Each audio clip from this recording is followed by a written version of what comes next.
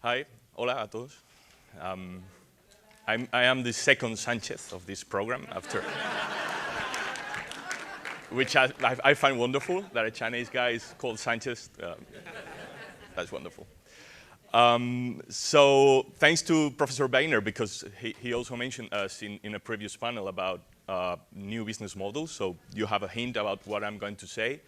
But I'm presenting this project, eldiario.es. If you look at us, our front page, nothing strange. We have an agreement with The Guardian, translating their international news in Spanish, but beyond that, normal front page, right? Well, let me tell you the story about us. We started 4 years ago, 4 years and a half, so this is us 4 years ago. Almost 5 years ago already. And we were in a tiny flat, designing the product and building a community. We were 2 people designing the product and the community, 2 journalists, more or less. We had, especially the editor-in-chief, Ignacio Escolar, a very well-known community as a journalist for political information. We started working, filling the gap for a lack of credibility and representation of a lot of people in Spain regarding information, political information. So we were 2 at the beginning, then we were 10 people the first day that we went online, and we were, on our own. We had no big investors, no political favors, not even a loan from the bank, no business angels, no venture capitalists, no money. Some friends, family, put in some savings on it. 2017, here we are. We are now more than 70 people, almost 100, considering the local associated newsroom that we have around Spain, 70 people in the central newsroom in Madrid. We became a major reference for political, social, human rights issues, cultural, technology. Political issues are cross-cutting around all our content, and we have impact. We managed to have a huge impact. We are now going over the 7 million unique users per month barrier. We are very proud of our figures because we made 3 records in a row the past 3 months. So we made it. I mean, we got a lot of impact in political debate in Spain. We don't do Kardashians or cats. I like cats, right?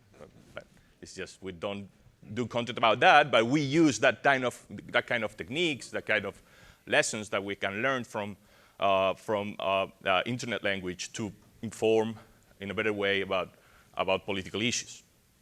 So here we are, 7th in the rank of ComScore last month. If you look around us, you will see big media groups, people with a lot of money or initial money. We are not. We don't have an investment to regain. It is just what we have, we spend it. And actually, we are the second most read pure digital in Spain after El Confidencial, which is just above us. And we are profitable. We are sustainable. We also made this work economically. We've been gaining money. This is probably little numbers for a lot of big groups in the room, but for us, it is quite okay. If our budget is 3 million, 4 million next year, euros per year, these numbers of profit are very well considering we have been hiring people, raising salaries from the bottom up, and making investment for improving our product. So we made it also in the green numbers. So how we get the money? How is our business model? We have advertisement. We have, but I share with you, with all the panelists actually, the concern about the future of advertisement. So from the very beginning, 4 years ago, we planned to do something different. And I want you to meet a couple of persons in this video. They are Juan and Patricia. They are 2 of our socios. Era un mes de septiembre y You me can acuerdo call que it estaba en la oficina members, aquella mañana haciendo algo friends. que no era laboral, pero They are en aquel paying momento y 60 euros every year to support eldiario.es. They are paying money for protect our independence. They are paying money to prevent our media is captured, as other media are captured in a lot of countries, as you just said, and I talked about in the previous session. So they're paying to be our partners in crime in a social mission, which is journalism. They are talking about why they are our members. But the important thing here is we have already 20,000 socios. They don't pay, again, they don't pay to read the news. They pay to the news to be revealed, to be independent, to be spread. So we don't have paywall. You don't build a wall between you and your friends. This is not Trump related. So we are building a community. We are engaging with the reader. We are understanding the reader. We're trying to give the politically concerned people in Spain, the progressive new generation in Spain, something to talk about and a media that can be related with. So they pay this amount, 60 euros a month, 60 euros a year, which is no money, actually. They can put a little bit more if they want to guarantee our independence. This is our curve of evolution in members. They are already 35% of our incomes, even when we had a huge bump up in audience. So even when the audience is so high in so little time, still the rate of growth of membership is even growing faster. We don't get the money and run. We are building a community. It is not a subscription. They don't pay for a product. They are paying for a project to exist. So it is not client provider relationship. It is more than that. So we do things as a feedback. We don't get the money and just run with it. So we send them some magazines 3-4 times a year. We publish our economic figures, how much the CEO, Ignacio Escolar, and editor-in-chief is earning, how much the person, the regular editor in the newsroom are earning, et cetera, et cetera. And they don't see ads while surfing eldiario.es.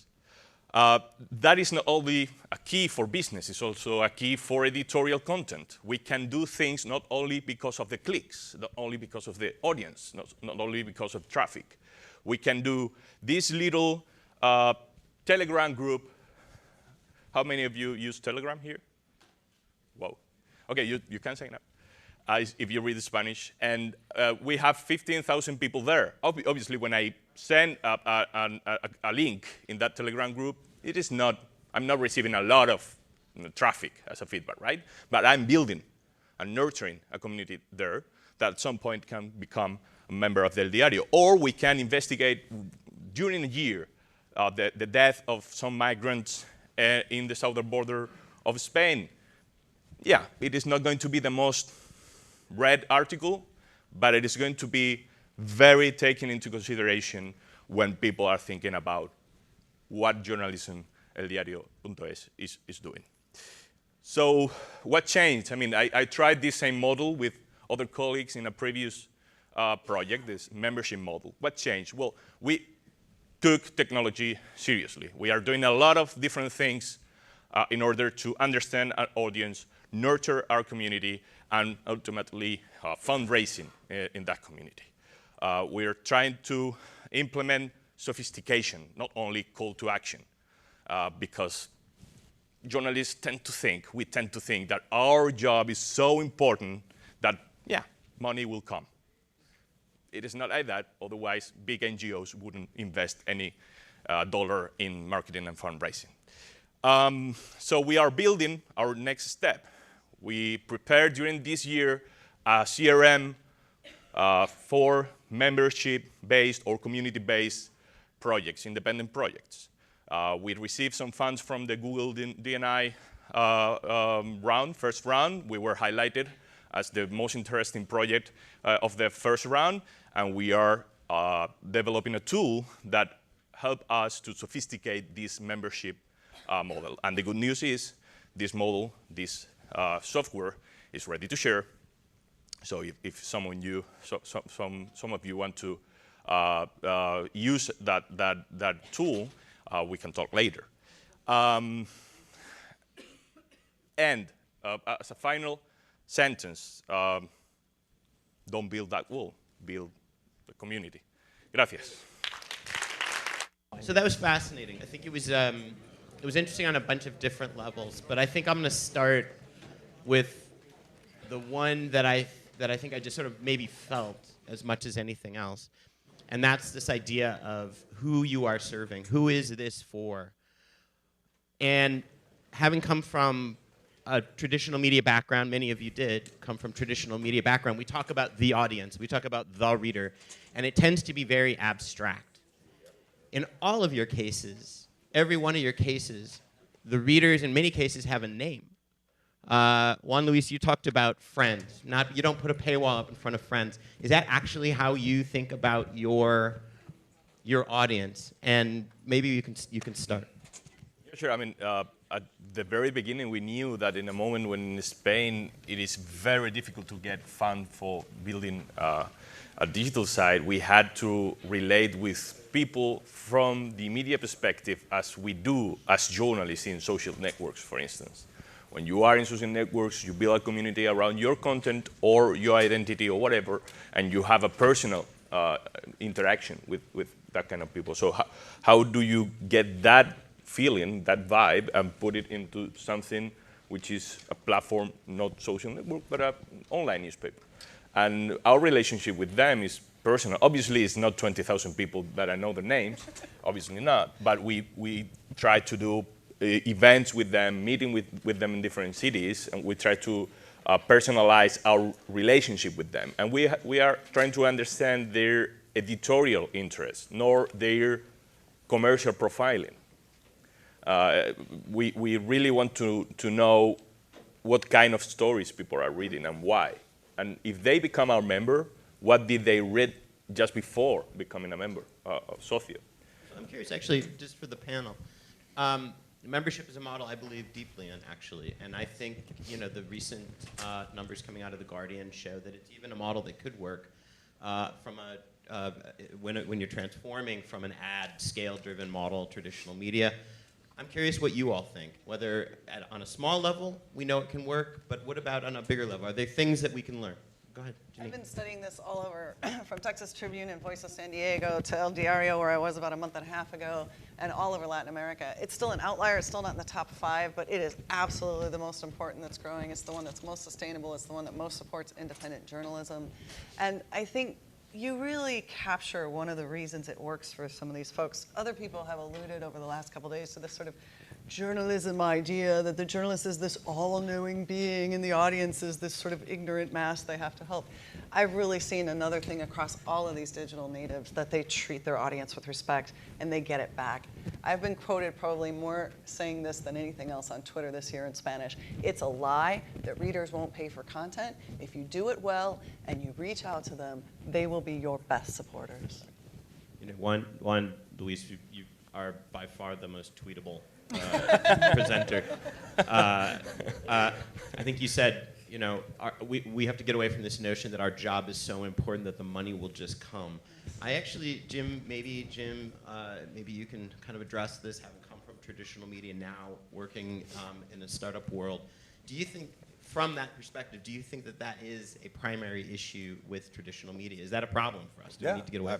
I've said it for God knows how long now. I think there was the period where the profit margins got so big, because I was at the Washington Post for a long time, and the profit margins got so big, I think we stopped listening to the audience because we really didn't have to listen to them. Yeah. We had huge profits, we kept hiring more people, and if a bunch of people canceled a subscription, they were replaced by 5 times as many who got a subscription. So we just stopped listening to them, in my opinion, and so that really put a lot of legacy brands behind the 8 ball when it came to trying to reconnect to those audiences, because they felt like there was a distance. So my attitude going into starting Billy Penn was nobody owes us anything. Nobody owes us anything. Everything we get from the consumer, we have to earn by treating them the way that they want to be treated. And I think that's a lot harder when you had this long period where you weren't paying as much attention to them as you should have. I loved, Tony, I loved this idea of what was it, TGC. TGC, yes, TGC. Yeah. I like this idea of trainees.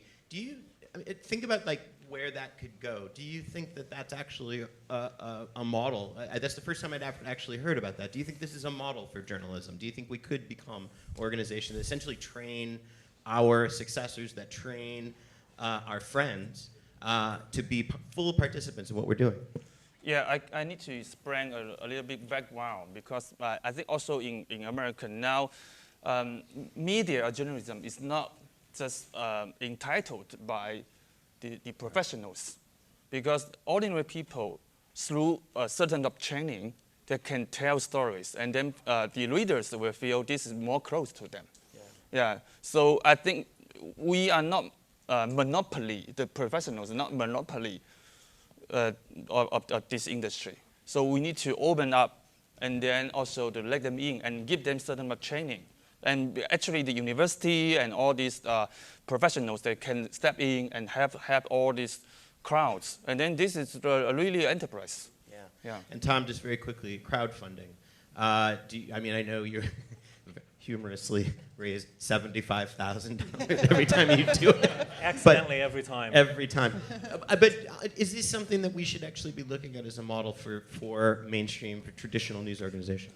I didn't think we'd make it past a year. I was constantly told you can't keep going back to the well and doing this, but I think year after year, we keep raising the same amount, right? It seems to work, and you see NPR, Wikipedia, and Democracy Now! Other platforms and outlets doing the same thing.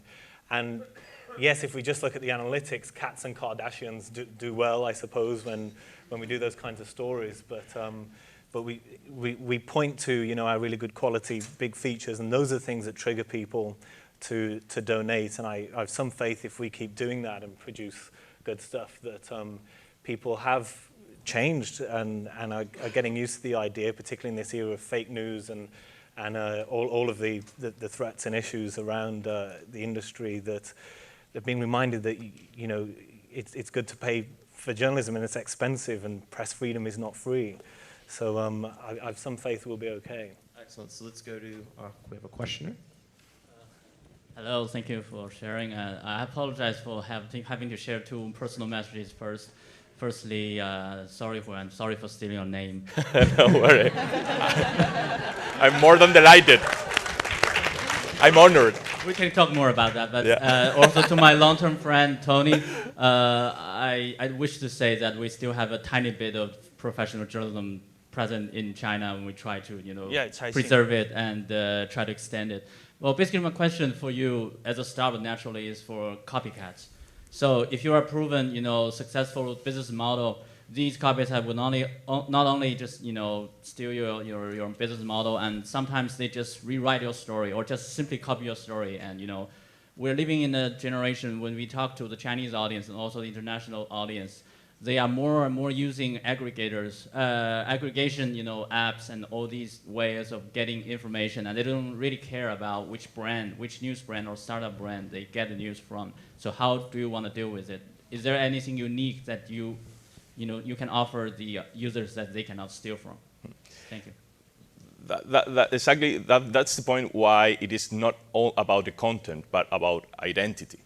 And it is not about the product being called the news, the piece of news, but about a fluent relationship between you, the audience, the content, and your attributes as a project. Please just tweet that. I mean, I know that's multiple tweets, but that's good stuff. That's gold. That is gold. But, I mean, we actually do a lot of members, socios, because of our transparency rules for our budget and that stuff. Or we do a lot of socios when we are threatened by politicians or private interests.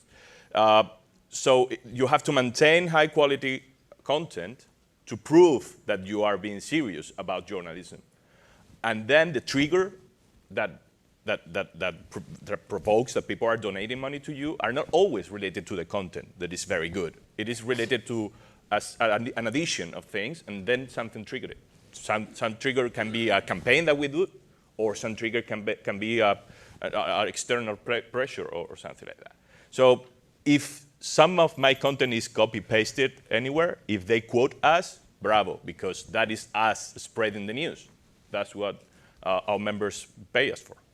Again, they can steal the content, but they can't steal the relationship. Yeah, Exactly. If you have a relationship. Tweet that. Absolutely. Tweet that for sure. But also as journalists, get better at SEO. It's really easy to steal your content when you don't SEO it yourself.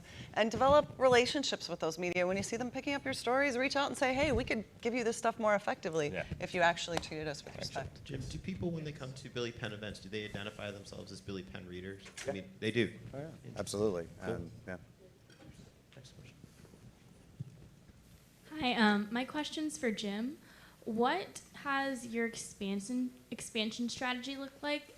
What does it look like going forward? And have post-election revelations impacted that?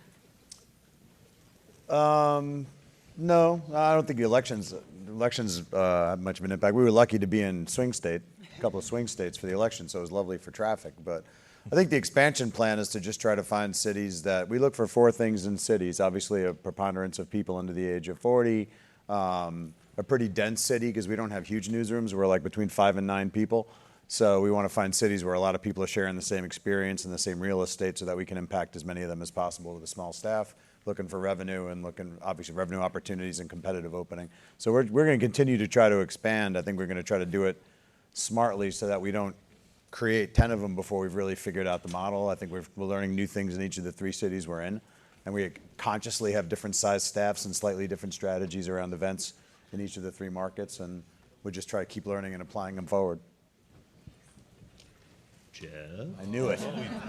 Told you. The last question is Just so you don't, I'm not going to ask a question.